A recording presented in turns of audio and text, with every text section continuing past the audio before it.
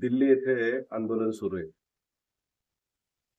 विद्यार्थ्यांनी खूप मनावर घेतलंय आणि ते अजूनही मराठी भाषेच्या फुटारवून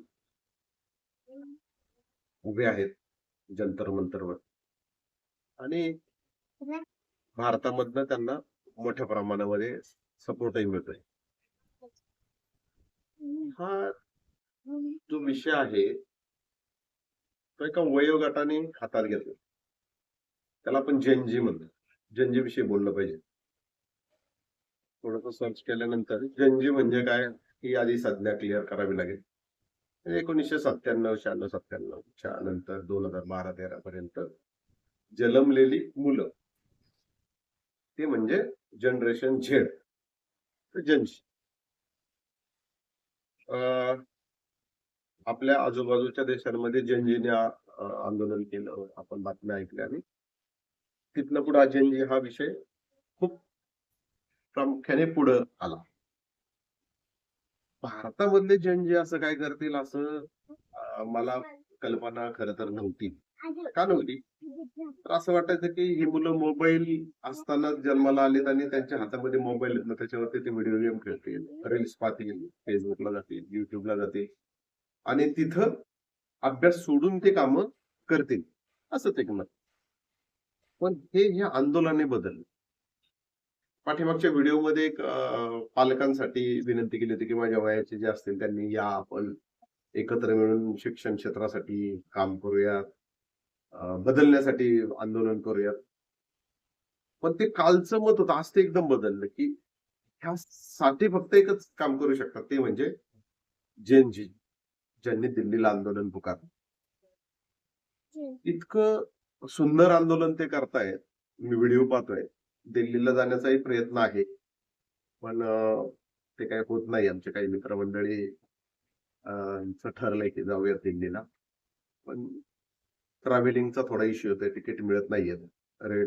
रेल्वे काही कॅन्सल झाले. त्यामुळे तिकीट मिळत नाहीत. असो, तो भाग वेगळा. जेनजी आंदोलन करतायत आणि ते प्रामुख्याने इतका स्ट्रॉंगली आंदोलन करतायत. बिहारचे एक आंदोलनाचे व्हिडिओ पाहिल्या. मजेशीर आंदोलन करतायत. ते त्यांची बाजू मांडतायत, व्यक्त होतायत आणि वेगवेगळ्या पद्धतीमध्ये ते आंदोलनाचे फंडे वापरतायत. ही एक सगळ्यात मोठी गोष्ट आहे. त्यांचं कॅम्पेन, ते जे कॅम्पेन राबवतात ते अतिशय प्रभावी राबवतायत. अपील होणारं आहे. जुनं भुळसटलेलं काहीच त्याच्यामध्ये नाहीये. हे सगळं आहे आंदोलनामध्ये. तो एक वयोगट करतोय. त्यांना शुभेच्छा आहेत. त्यांच्या पाठीमागे आपण सर्वजण आहोतच.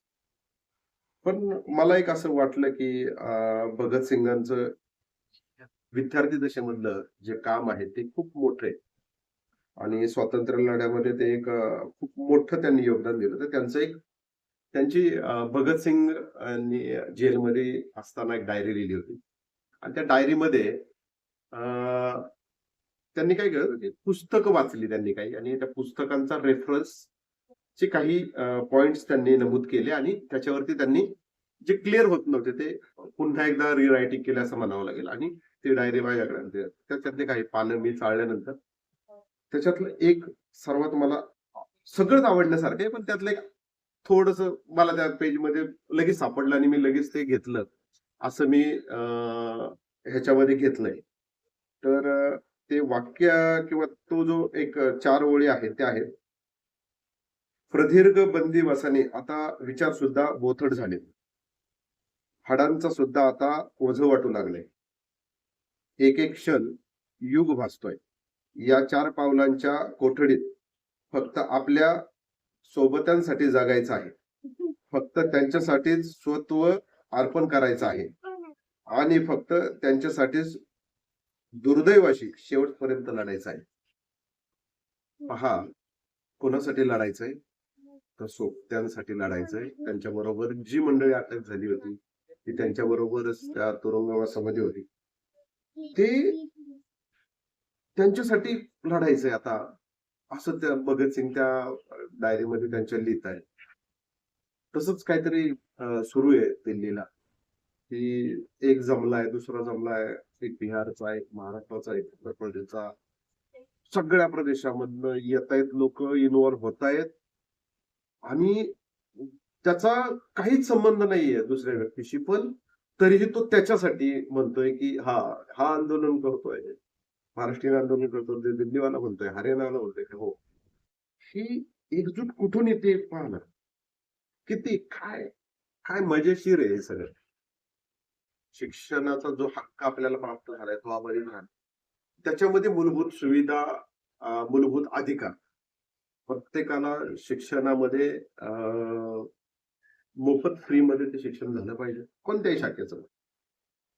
दुसरा मुद्दा, त्या परीक्षांमध्ये जे घोटाळे होत आहेत ह्याच्यासाठी अतिशय स्ट्रिक्टली कायदा असावा, की पुन्हा हे कुठलंही सरकार असू द्या, आत्ताचं सरकार असू द्या, मागील सरकार किंवा जिथनं बदलणारे सरकार, ह्यांनाही त्याच्यामध्ये कोणताही हस्तक्षेप करणार आहे, कारण शिक्षणाला तो आता दर्जा द्यावा लागेल आणि त्याच्यासाठी सर्वांनी मिळून लढावं लागेल. हा दर्जा प्राप्त करून देण्यासाठी आपण एक प्रयत्न करतोय. तो प्रयत्न आहे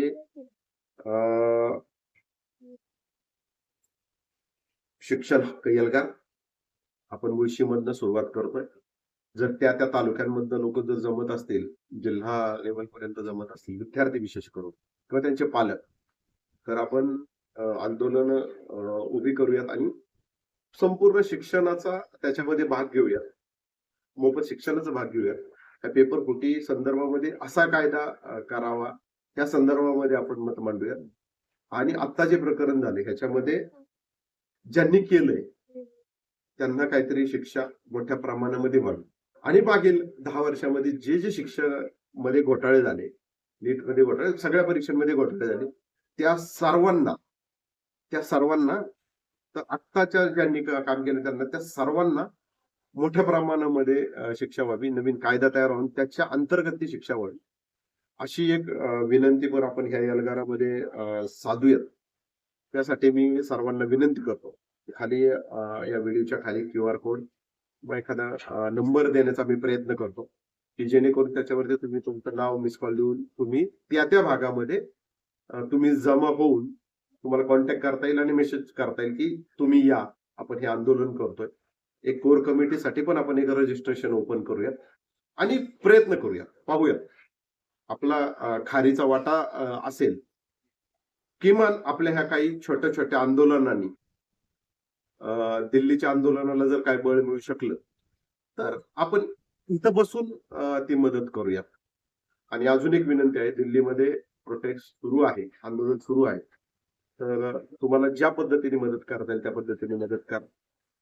खूप सारे लोक, अंदमान निकोबार मधल्या एका लेडीजने त्या व्हिडिओ पाहताना की झोमॅटोवरनं त्या मुलांसाठी जेवण पाठवलं होतं, असे आपण करू शकतो.